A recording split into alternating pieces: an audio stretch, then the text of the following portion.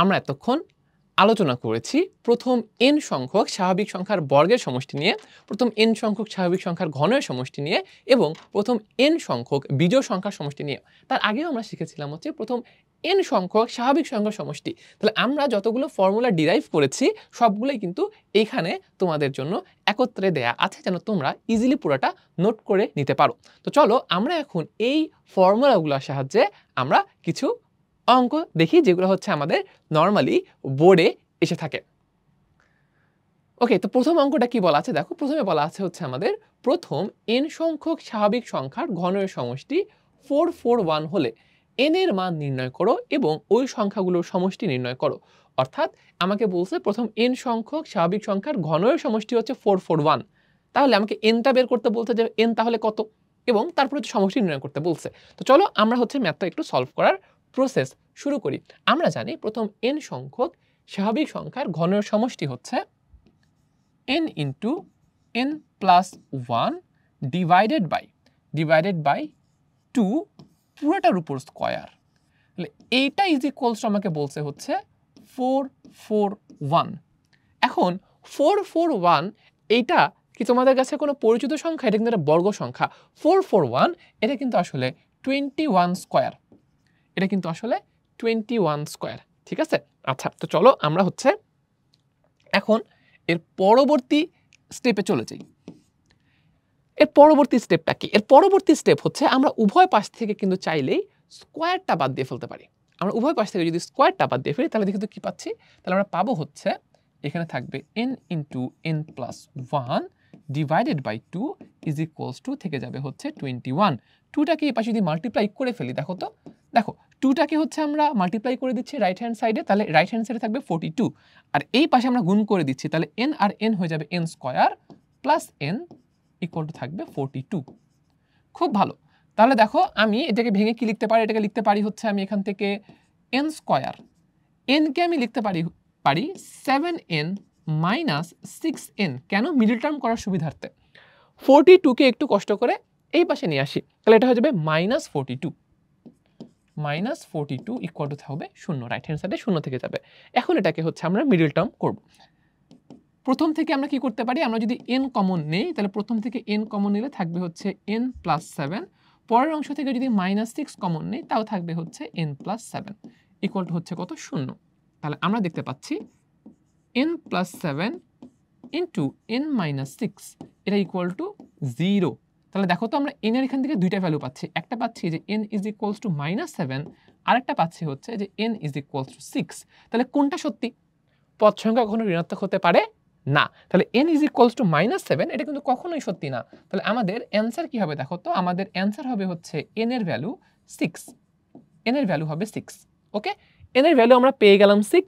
তাহলে এর পরের কাজ হচ্ছে ওই সংখ্যাগুলোর সমষ্টি নির্ণয় করতে বলছে। ওকে, ওই সংখ্যাগুলোর সমষ্টি নির্ণয় করতে বলছে, ঘনের কিন্তু বলে নাই।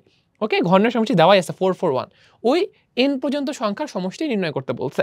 আচ্ছা, আমরা কি জানি না যে n সংখ্যক স্বাভাবিক সংখ্যার সমষ্টি কি? এই জিনিসটাই না, n into n plus 1 divide by 2, তাই না? তাহলে আমরা যে সমষ্টি আসলে আমরা বের করতে চাচ্ছিলাম ওই সমষ্টিগুলো দেখো অলরেডি আমাদের স্ক্রিনের মধ্যেই আছে। সমষ্টি কি হবে? প্রথম n সংখ্যক স্বাভাবিক সংখ্যার সমষ্টি এইটা দেখো অলরেডি স্ক্রিনের মধ্যেই আছে। যখন আমরা এটার স্কোয়ারটাকে বাদ দিছিলাম তখন কিন্তু আমরা আসলে n সংখ্যক স্বাভাবিক সংখ্যার সমষ্টি পেয়ে গেছিলাম। তাহলে এটা কত? দেখো তো, এটা 21, এটা আমরা আগেই পাইছি। তাহলে সমষ্টির অ্যান্সারও কিন্তু আমরা পেয়ে গেছি। ওকে, তাহলে আশা করি ম্যাথটা আমরা বুঝতে পারছি। চলে যাচ্ছি আমাদের পরবর্তী ম্যাথে। দেখি এই ম্যাথে কি বলা আছে। এই ম্যাথে যেটা বলা আছে সেটা হলো যে উপরে আমাদের 1 থেকে n পর্যন্ত সকল স্বাভাবিক সংখ্যার ঘনের সমষ্টি আছে, হরে আছে হচ্ছে 1 থেকে n পর্যন্ত স্বাভাবিক সংখ্যার সমষ্টি। আমাকে বলছে এটা ইজ ইকুয়াল টু যদি 210 হয় তাহলে n এর মান কত সেটা নির্ণয় করতে। তো চলো আমরা জানি যে n সংখ্যক স্বাভাবিক সংখ্যার ঘনের সমষ্টি কত? এটা হচ্ছে n into n plus 1 divided by 2 পুরোটার উপর হোল স্কোয়ার। আর হরে হচ্ছে আছে আমাদের n সংখ্যক স্বাভাবিক সংখ্যার সমষ্টি, এটা হবে হচ্ছে n into n plus 1 divided by 2, তাই না? ইজ ইকুয়ালস টু আমাকে প্রশ্নে বলা আছে 210।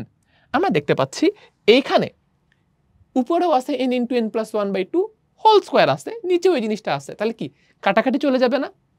তাহলে এই জিনিসটা কিন্তু কাটাকাটি চলে যাবে। তাহলে থাকছে কি দেখো তো, থাকবে হচ্ছে শুধুমাত্র উপরে একটা n into n plus 1 divide by 2 থেকে যাবে, আর রাইট হ্যান্ড সাইডে থাকবে 210।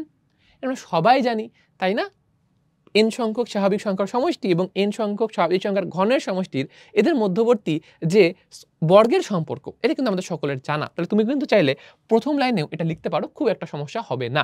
আচ্ছা, তাহলে এটা পাইলাম। এর পরবর্তী লাইন দেখো আমরা কি লিখবো। এর পরবর্তী লাইনে আমরা লিখবো হচ্ছে এই লবে যা আছে গুণ করে ফেলো, থাকবে হচ্ছে n স্কয়ার প্লাস n, 2 কে 210 এর সাথে গুণ করে ফেলো, তাহলে এটা হবে হচ্ছে 420। পেলাম, ভালো কথা। n কে মিডল টার্ম ব্রেক করার সুবিধার্থে লেখা যাবে হচ্ছে n স্কয়ারকে লেখা যাবে আমার এমন কিছুভাবে n কে ভাঙাইতে হবে যেন তাকে গুণ করলে আবার 420 চলে আসে। এমন কি হতে পারে? এমন হতে পারে হচ্ছে 21 এর সাথে যদি আমি 20 মাল্টিপ্লাই করি তাহলে দেখো 420 হয়, আর 21 আর 20 ডিফারেন্স হচ্ছে মাত্র 1। তাহলে ঠিক আছে সবকিছু। তাহলে এটা হবে হচ্ছে 21n মাইনাস 20n, 420 কে লেফট হ্যান্ড সাইডে নিয়ে আসো, ইকুয়াল টু কত পেলাম? 0 পেলাম। প্রথম অংশ থেকে n কমন নাও, থাকবে হচ্ছে n প্লাস 21। পরবর্তী অংশ থেকে মাইনাস 20 কমন নিচ্ছি, একই জিনিস থাকবে n প্লাস 21। তাহলে দেখো তো কি পাচ্ছি, পাবো হচ্ছে n plus 21 into n minus 20 সমান হচ্ছে 0। তাহলে n এর এখন আমরা দুইটা মান পাচ্ছি, একটা হচ্ছে n is equals two minus 21, আর একটা পাচ্ছি হচ্ছে n ইজ ইকুয়ালস টু 20। এই দুটা মান পাচ্ছি। তাহলে দেখো -21 আমরা একটু আগে শিখেছি যে আমাদের পদ সংখ্যা কখনো ঋণাত্মক হতে পারে না, তাহলে -21 এটা কিন্তু কখনোই গ্রহণযোগ্য নয়। তাহলে আমাদের সঠিক উত্তর কি হবে? n ইজ ইকুয়ালস টু 20, এটাই কিন্তু আমাদের হবে সঠিক উত্তর। ঠিক আছে, তাহলে আমাদের n এর মান নির্ণয় করতে বলছিল, আমরা সাকসেসফুলি সেটা করে ফেলছি।